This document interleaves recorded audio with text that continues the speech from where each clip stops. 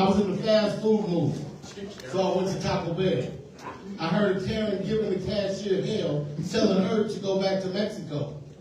The irony in that is, we're in Taco Bell.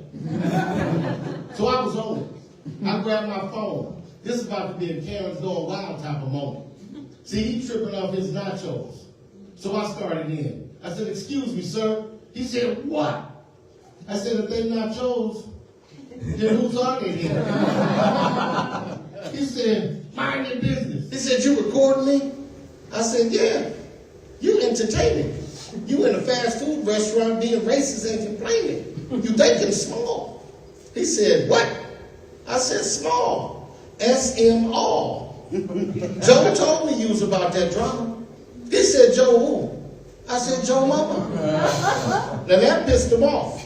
But I made him more pisser when I suggested that his mother and father was brother and sister. Right then it was on.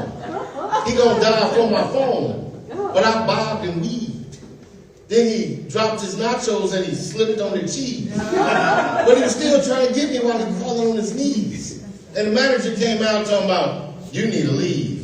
Now that sentiment the crowd was sharing because you could hear them chanting, bye Karen, bye Karen. So he got up and pouted, but we went out the door to go look back at me telling me, you gonna get yours. I wasn't thinking of him. I dined in, networked with a few new friends, but when I went outside, it was back to the drama again. He didn't call the police talking about I assaulted him. Cop gonna ask me, what's my name? Talking about I've been detained. I said, detained for what? I said, please, you better go in there and detain that cheese. The Karen started cutting up. I started preaching about my rights. That cop looked at his boat and said, shut up. I was quiet. But then he went on in. And when he went in, I started talking to him. I looked at the other cop. I said, listen, Linda. She said, my name not Linda. I said, well, whatever. But I said, well, y'all keep it up. Y'all soon to see y'all losing y'all qualified immunity, stressing the messenger out. And that's when the manager and the police walked back out.